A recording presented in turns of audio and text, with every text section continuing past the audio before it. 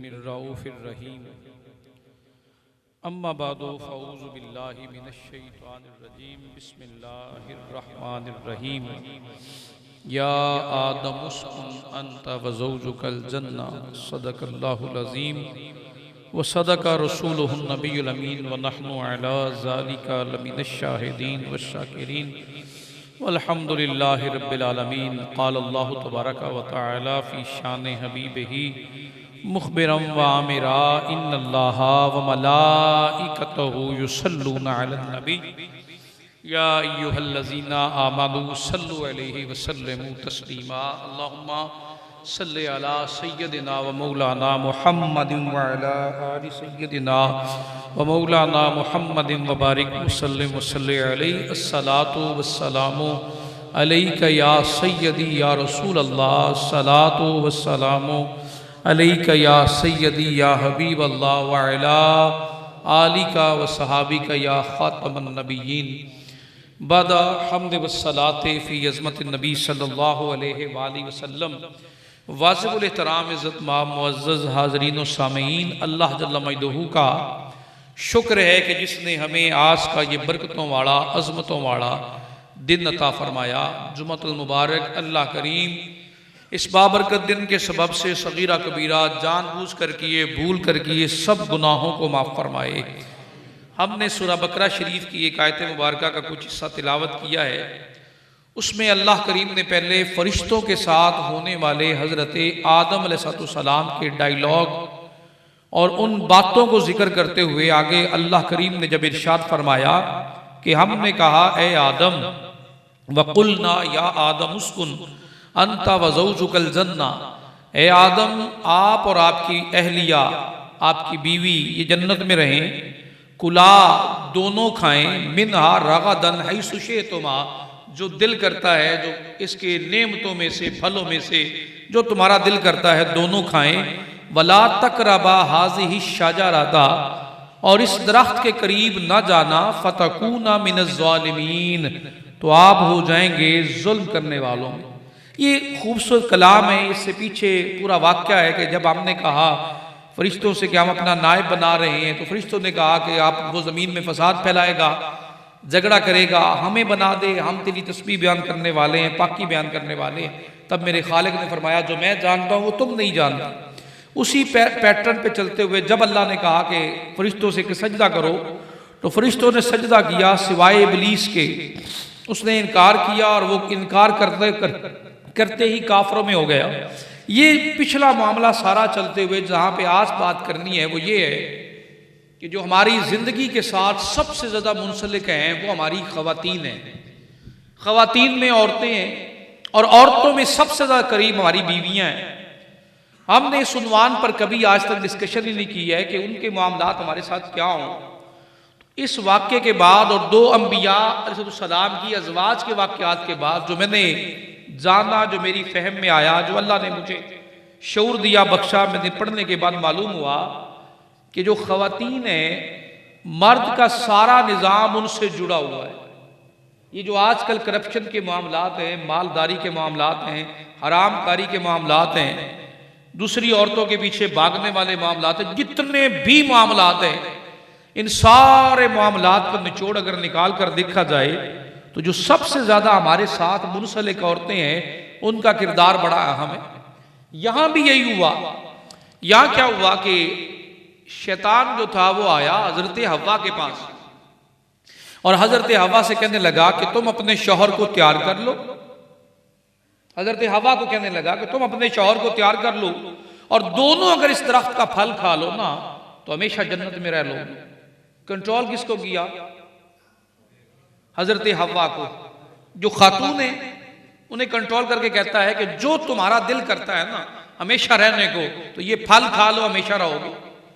तो अब माई साहबा ने जो है हज़रत आदम अलैहिस्सलाम को अपने साथ इस बात पे मिलाया और तैयार कर लिया। फ़अज़ल्लहुम शैतान, दोनों को ही शैतान ने इस काम पर लगाया और कहा कि तुम अगर ये खा लो तो हमेशा जन्नत में रहोगे। तो पहला काम क्या हुआ, जब हज़रत आदम और हज़रत हव्वा ने वो फल खाया तो वो दोनों बेलिबास हो गए, उनकी शर्मगाहें ज़ाहिर हो गई, शर्मगाहें ज़ाहिर हो गई। अब यहां से एक बात बड़ी क्लियर है जो इसकी तफसीर में मुफस्सिरीन ने लिखी है, वो क्या कि जिसके पास हया नहीं है उसके पास इंसानियत ही नहीं। जब शर्मगाहें नंगी हुई दोनों की तो जाहिर है हया का पहलू था ना, गालिब है हया इंसान में फितरतन रखी गई है। कपड़े कौन उतरवा रहा है? जिसने मशवरा दिया कि ये फल खा लो। हाँ बिल्कुल सही कह रहे हैं, जितने नंगे होते जा रहे हैं उतने अल्लाह की नजरों में, अल्लाह की बारगाह में गिरते जा रहे हैं। यहां भी यही हुआ ना, जब फल खाया तो नंगे हो गए, शर्मगाहें जाहिर हो गई, फिर शर्मिंदा हुए, फिर इंजीर के पत्ते पकड़कर लपेटे, अपनी शर्मगाहों को डांपा। वो जो नेमत हया वाली है वो उतारता है तो पहले इबलीस उतारता है और टारगेट करता है खवातीन के जरिए। औरतें में समझा रही होती हैं आजकल ये रिवाज चल रहा है, ये फैशन चल रहा है, कटिंग कपड़ों की यूं हो रही है। वो नंगी औरतें नहीं हो रही, वो औरतें इंसानियत के दर्जे से गिर रही। वही हजरत आदम है, म्यार है जन्नत में रहने का। और जब लिबास उतरा तो अल्लाह की बारगाह में रोने लगे, अल्लाह की बारगाह में आंसू बहाने लगे, माफिया मांगने लगे कि हया खत्म हो गए, हया का पहलू छूट गया, हया का दामन खत्म हुआ। जब ये हया का पहलू खत्म हुआ, नंगे हुए तो। और आज हम अपना हाल देखें, सिर्फ पाकिस्तान को ना देखें, पूरी दुनिया को देख लें। औलाद आदम कहां कपड़े पहन रही है? औलाद आदम पूरी दुनिया में कहां कपड़े पहन रही है? कहां औलाद आदम लिबास में है? रोजाना के नए फैशन, तरतीब और पता नहीं क्या का दिखाया क्या जा रहा है कि तुम जितने बेहया हो रहे हो उतने अल्लाह की नजरों में गिरते जा रहे हो। और अल्लाह की नजरों से गिरने का मकाम क्या है? बेहया हो। और ये चाहता कौन है? इब्लीस चाहता है, और ये टारगेट कर रहा है खवातीन के जरिए। दूसरी मैंने पढ़ा, हजरत जो है वो हजरत नूह अलैहिस्सलाम की अहलिया, हजरत नूह अलैहिस्सलाम की ज़ौजा है और उनका बेटा है। जब आपने कहा कि कश्ती में सवार हो जाओ तो कश्ती में आ जाना, यहां से एक बात और सबक भी मिलेगा। अब नबी की बीवी हैं तो कश्ती में नहीं आई है, कहा कौम के साथ रहना है। बेटे ने भी यही कहा। जब दोनों गर्क हो रहे हैं आंखों के सामने तो हजरत नूह अलैहिस्सलाम ने पूछा तो अल्लाह करीम ने फरमाया ये तेरे में से नहीं है, तेरे होते तो तेरे साथ होते। आज खवातीन को बड़ा जोम है कि मेरा जो शौहर है वो अल्लाह का वली है। कोई कहती है कि मेरा शौहर बड़ा आलिम दीन है, कोई कहती है मेरा शौहर बड़ा पारसा है, बड़ा हया वाला है। तो शौहर का पारसा होना, हया वाला होना, किसने कहा कि औरत को जन्नत में ले जाएगा? औरत ने जाना है अपनी मेहनत के साथ, अपनी इबादत के साथ, अपनी तस्बीहात के साथ, अपने वज़ाइफ के साथ। नबी की अहलिया हैं और गर्क हो रही। दूसरी बात आ गई ना ज़हन में, ख्याल आ गया कि मेरा शौहर बड़ा काबिल है, बड़ा स्कॉलर है, बड़ा आलिम दीन है, बहुत बड़ा पीर है, बहुत बड़ा मुफ्ती है, शेखुल कुरान है, शेखुल हदीस है, मुझे करने की क्या जरूरत है? नहीं, यहां ये बात क्लियर कर दी अल्लाह करीम ने। दूसरा मकाम आया जब हजरत लूत अलैहिस्सलाम की बीवी ने कहा कि मैं तो अपनी कौम के साथ रहूंगी, आपके साथ नहीं जाऊंगी। बीवी किसकी है? ऊंची हजरत लूत अलैहिस्सलाम की। तो क्यों कहा ऐसा कि आपके साथ नहीं जाती? कहा मैं अपनी कौम के साथ रहूंगी। तो हुआ क्या? कौम के साथ अजाब का शिकार हुई या नहीं हुई? तो यहां एक बात क्लियर कर दूं, बीवी भी वही कामयाब है जो नजरिए में अल्लाह और अल्लाह के रसूल की इताअत पर खड़ी है, जो रसूल के रास्ते पर चल रही है। कोई इस रास्ते को छोड़कर निकलेगी तो बर्बाद हो जाएगी, इस रास्ते पर रहेगी तो कामयाबी है कि करीब आ जाए कि वो कामयाब हो जाए। कोई लहर ऐसी बख्शिश की मिले उसे इबादत करते हुए कि वो उसकी कश्ती भी किनारे लग जाए और वो भी अल्लाह की बारगाह में बख्शिश वालों पाने वालों में शामिल हो जाए। किसी के साथ किसी का कोई तल्लक नहीं है। अगर किसी के ज़हन में ये वहम है तो निकाल दे। हाँ, अल्लाह जिसे चाहे। इसी तरह एक हदीस पाक सुनाते हैं हाफिज़ कुरान के बारे में कि जी हाफिज़ कुरान जो है वो 10 अपने जो कबीले वालों को, जहन्नमी कबीले वालों को जो है वो जन्नत में ले जाएगा। कौन सा हाफिज़ कुरान? कौन सा हाफिज़ कुरान? कभी ये भी पूछा है किस हाफिज़ कुरान की बात हो रही है इस हदीस मुबारका में? उस हाफिज़ कुरान की जिसको नमाज के वाजिबात का नहीं पता, जिसको नमाज के मुफसदात का नहीं पता, जिसको नमाज के अंदर ध्यान का नहीं पता कहां पे मेरी गलती हो रही है, कौन सी चीज मेरे लिए बातिल बन जाएगी, जो रोजे के मसाइल नहीं जानता, जो कुरान का तर्जुमा करना नहीं जानता, वो हाफिज कुरान जो हराम को हराम नहीं मानता, सूद के कारोबार करता है। किस हाफिज कुरान की बात हो रही है? जिसने अल्लाह और अल्लाह के रसूल के दीन को जानने के बाद जिंदगी उस अमल में गुजारी जैसी अल्लाह चाह रहा है, उसे हक मिलेगा, अपने साथ कबीले वालों को लेकर जाता हिफ्ज़ करता है। तो हम कहते हैं हमारा बच्चा इमाम हो गया, हमारा बच्चा जो है ना वो अब काबिल हो गया कि इमामत करवा सकता है। आपसे किसने कहा कि वो इमामत के काबिल हो गया? उससे तो रट्टा रटाया कुरान पाक पढ़ा है, उसे तो ये भी नहीं पता कि मैंने रुकू करते हुए अगर भूल गया हूं तो मुझे क्या करना पड़ेगा, मेरा फर्ज अगर ताखीर का शिकार हो गया तो मैंने नमाज कैसे बचानी है, मेरे कपड़ों के ऊपर गंद लगा हुआ तो मैंने पाक कैसे करना है, सफाई कैसे करनी है। तो ये मसाइल जरूरी हैं। आपसे कुरान बनाने के बाद आप इमामत की सनद मत दें जब तक वो कुरान और हदीस के साथ मसाइल जरूरिया नहीं जानता है। उस अमल करने वाले हाफिज की बात यहां हो रही है। और हमारे बड़े बड़े नाज और बड़े बड़े नेम, बड़ी बड़ी बातें होती हैं, मेरे बच्चे ने भी हिफ्ज कर लिया। हिफ्ज कर लेना अल्लाह करीम का करम है, लेकिन उसे हिफ्ज के साथ रसूलुल्लाह सल्लल्लाहु अलैहि वसल्लम के फरामीन को जानना, ये ज़िम्नन बात निकल आई। तो मैंने ये अर्ज किया, खवातीन का ये जो महकमा है ना, इस महकमे के लिए कुरान और हदीस का इल्म जरूरी है। उन्हें भी ये बताया जाए कि ये चीजें तुम्हारे लिए ठीक नहीं है। हराम क्या, आपके और मेरे घर में खवातीन को हराम का पता है, हराम क्या क्या है। अगर उन्हें पता हो कि सूद हराम है तो हमें सूद का कारोबार करने देंगे? नहीं। उन्हें पता हो कि झूठ बोल के कमाई करके ला रहा है, धोखा दे के कमा के ला रहा है, उस पर इतनी वईदें हैं, वो करने देंगे? वो तो बेहतरीन शैतान का शिकार है। वो जो चाहता है खवातीन को कंट्रोल करता है, फिर मीडिया के जरिए, फिर लोगों के जरिए, फिर इधर उधर से सुना के फलानी कह गई थी। ये जो फलानी है ना, ये आज तक मेरी समझ में नहीं आई ये फलानी है क्या। पता नहीं आप लोगों को पता हो फलानी कौन है जो हमारी बीवियों को सबक पढ़ा जाती है? फलानी मुझे तो समझ नहीं आई। ये जो जिस दिन फलानी को रोक कर कहेंगे ना अल्लाह और अल्लाह के रसूल क्या कह रहे हैं, उस दिन से घरों में सुकून हो जाएगा। ये फलानी का रास्ता बंद करेंगे तो सुकून हो जाएगा। वो फलानी क्या है, वल्लाह आलम उनके ख्यालात में कोई फलानी है, या किसी औरत का नाम लेकर बता देती है कि फलानी कह गई। अब जिस दिन ये फलानी खत्म करके वहां पे आ जाएगा, कुरान क्या कह रहा है, रसूलुल्लाह क्या कह रहे हैं, पर्दे के बारे में कुरान का हुक्म क्या है, सूरह नूर में एक दूसरे के घर में जाने के आदाब क्या है, एक दूसरे के मिलने के आदाब क्या है, उस दिन समझ आएगी कि हमारी मंजिल क्या है और हम जा किस तरफ रहे, हम जा किस तरफ रहे। रसूलुल्लाह सल्लल्लाहु अलैहि वसल्लम की जुबान पर ईमान रखना। और यहां से एक बात आगे चलती है कि जिस बंदे के मजाज में अल्लाह की जात के साथ ईमान पुख्ता है, वो काट मार तो सकता है, वो कुरान और रसूल पाक की मुखालफत नहीं कर सकता। और मुखालफत वही करेगा जिसका ईमान कमजोर है। बस बात यहीं आकर रुकती है। जिसका ईमान मजबूत है वो मुखालफत में कभी एक लफ्ज भी नहीं बोलेगा।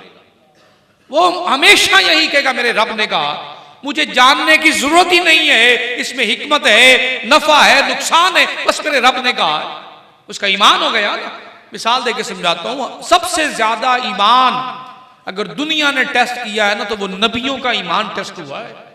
जब हजरत मूसा अलैहिस्सलाम अपनी कौम को लेकर पहुंचते हैं उस समुद्र और दरिया के किनारे पर, लश्कर का तूफान उठ रहा है और लश्कर आ रहा है, बहुत दूर तक गर्दो गुबार है, तो वो बोल उठे सारी कौम।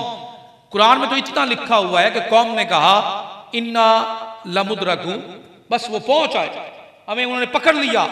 बाकी बात कुरान में लिखी है, क्या लिखी है कि वो हजरत मूसा अलैहिस्सलाम से झगड़ने लगे, हाथापाई पर उतर आए कि मूसा वहां फिरौन के पास थे, जिंदा तो थे ना, यहां तो रास्ता ही कोई नहीं नजर आ रहा, कहां जाएंगे, वहां खाना मिल रहा था, सांसें ले रहे थे, जिंदा तो थे ना। अब पैगंबर जवाब में अपने ईमान के साथ जवाब अता फरमाते हैं, क्या फरमाते हैं, मुझे यकीन है अल्लाह यहीं से ही रास्ता निकाल देगा। हम कितने मायूस हो चुके हैं। अगर मैंने ये सूद ना छोड़ा मैं भूखा मर जाऊंगा, अगर मैंने मिलावट ना की तो मैं बच्चों के लिए जोड़ूंगा कहां से, अगर मैंने धोखा देकर ना माल ना कमाया मैंने चालाकी ना दिखाई, हाथ का कमाल ना दिखाया, हो सकता है मेरे बच्चों के लिए रोजी ना मिले। ये तरह तरह के हीले बहाने हैं। जिनका ईमान मजबूत है वो यही कहते हैं भूखे मर जाएंगे पर अल्लाह की नाफरमानी नहीं करेंगे। यही हजरत मूसा अलैहिस्सलाम अकेले खड़े फरमा रहे हैं, मैं जानता हूं कि मेरा रब यहीं से रास्ता निकालेगा और मुझे मेरे रब पर यकीन है। फिर आप अल्लाह की बारगाह से पैगाम आया, मेरे मूसा जी मौला इस पानी पर आप लाठी मार दो, डंडा मार दो, असा मार दो। 12 रास्ते निकले, जहां रास्ता ही कोई नहीं है।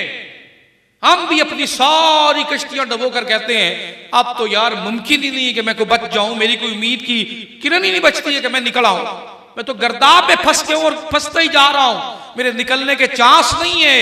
यकीन वालों के सीने से आवाज आती है अल्लाह तो है ना, वही निकालने वाला है, वही उरूज बख्शने वाला है। यहां रास्ता ही कोई नहीं है, वहां 12 मिल रहे हैं, 12 रास्ते मिल रहे हैं। तो यहां बात माननी पड़ेगी। फिर यकीन में कमाल तो हजरत मूसा का शान वाला है।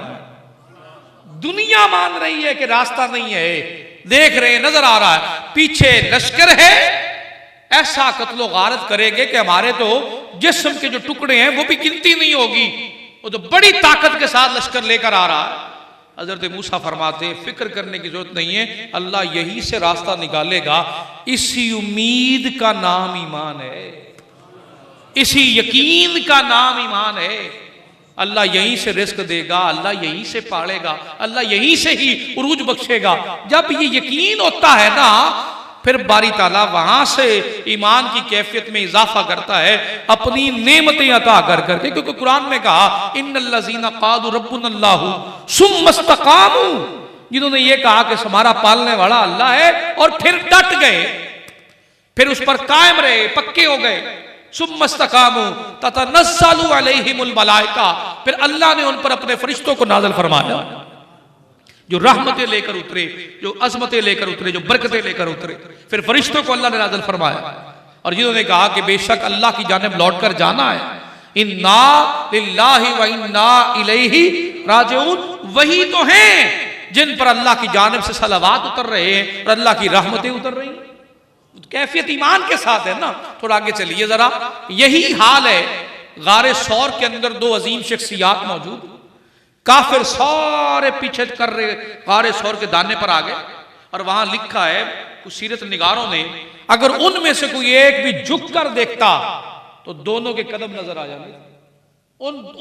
उनमें से जो आए थे पीछे, हजरत सैयदना सिद्दीक़ अकबर रज़ी अल्लाह तआला अन्हु और तेरे मेरे महबूब ताजदार कायनात सल्लल्लाहु अलैहि वसल्लम के कोई एक भी काफिरों में से झुक कर देखता, वो इतने करीब थे कि उनके पांव पैर नजर आ जाते, वो देख लेते। लेकिन उनमें से एक ने कहा, आका करीम की बारगाह में गुलाम अर्ज करते हैं, आशिक अर्ज करते हैं, हजूर वो तो पा गए, वो तो पहुंच आए, हजूर पकड़े गए। मेरे नबी का क्या जवाब है? कुरान जवाब में फरमाता है, आका करीम ने इरशाद फरमाया, ला तहज़न इन्नल्लाह माअना। ए अबू बकर फिक्र क्यों कर रहे हो, गम न करो, अल्लाह तो हमारे ही साथ है।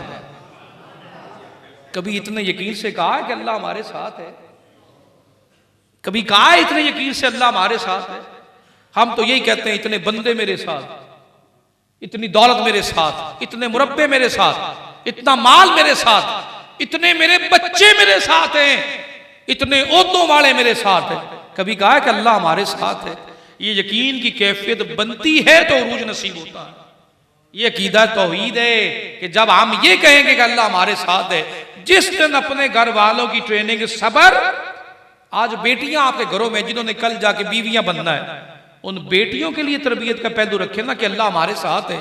बेटा दुनिया में मर जाना पर ईमान के मामले में सौदा ना करना, तो बिलीव कीजिए हम रहे जिंदा ना रहे, वो जिन घरों में जाएंगी अल्लाह उनकी नस्लों के ईमान की हिफाजत फरमाएगा, क्योंकि वहां यकीन वाली ईमान वाली औरतें वहां आबाद हो गई। इन्हीं की गोद में अंबिया बने ना, परवरिश पाई और परवान चढ़े। इन्हीं की गोद में औलिया कामिलीन भी बने, सुलहा भी बने। तो खवातीन की तरबियत में ये पहलू जरूरी है, अकीदा तौहीद के साथ मुकम्मल क्लियर किया जाए कि जो कह दिया उस पर यकीन हो जाए तो अल्लाह ईमान के दर्जे अता फरमाता है। और दूसरा मकाम आता है अकीदा रिसालत। ये घरों में डिस्कस किया करें बैठकर कि अल्लाह जो चाहता है वो अता करता है और जो चाहता है वो हटा देता है। इसी तरह अकीदा रिसालत है कि जो जुबान मुस्तफ़ा से निकला है वो बिल्कुल हक है, कोई शक नहीं है।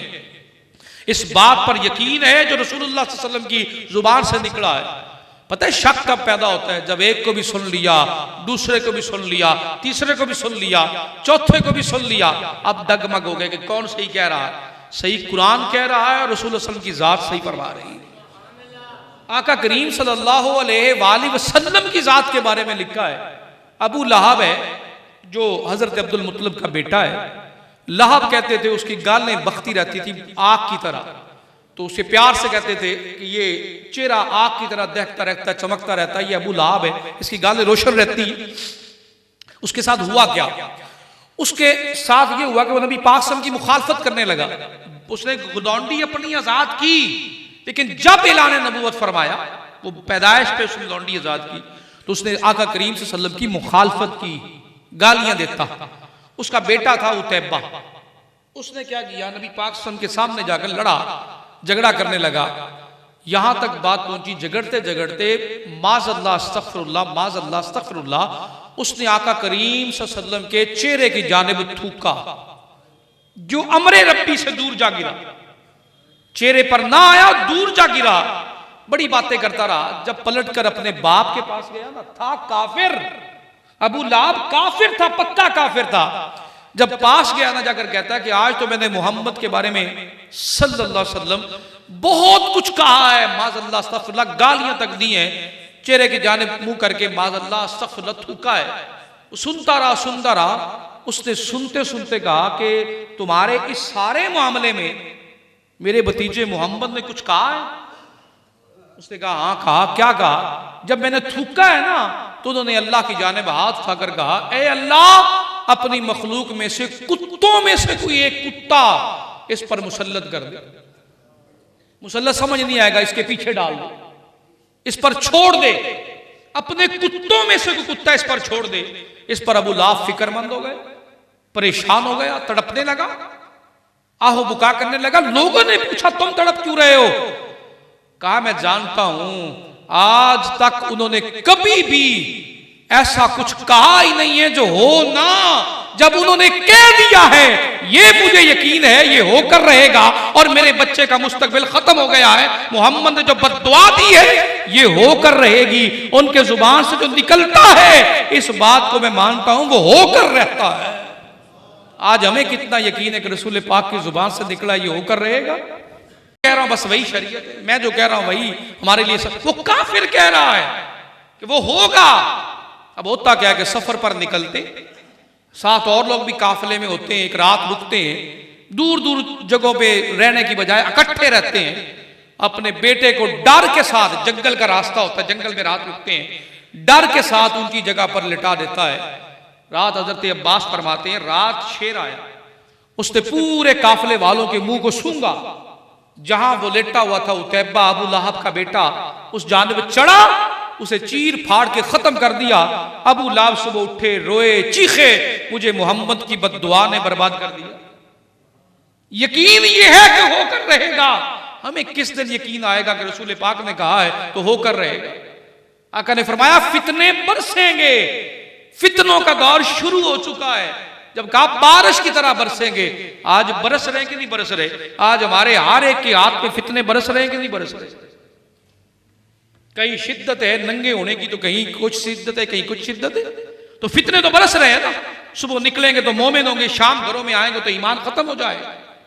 तो फितनों के तो आगाज हो चुके हैं ना। बचेगा कौन?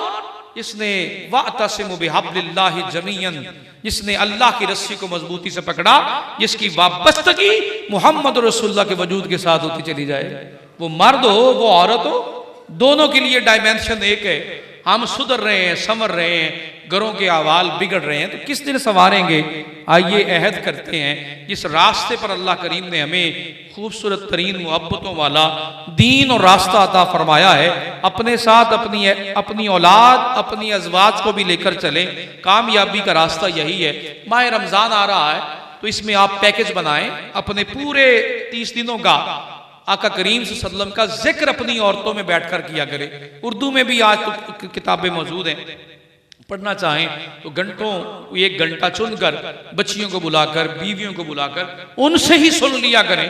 सैयदा कायनात हज़रत बीबी फातिमा ज़हरा की सीरत पाक, सैयदा अम्मा आयशा सिद्दीक़ा की सीरत पाक और तरबियत में जब ये बातें दाखिल हो जाएंगी तो हमें उम्मीद है कि वो औरतें उस रास्ते पर आ जाएंगी जो रास्ता अल्लाह और अल्लाह के रसूल ने अता फरमाया है। मेरा खालिक व मालिक मुझे पहले और आपको इस पर अमल की तौफीक अता फरमाए। अस्सलामु अलैकुम और सुनते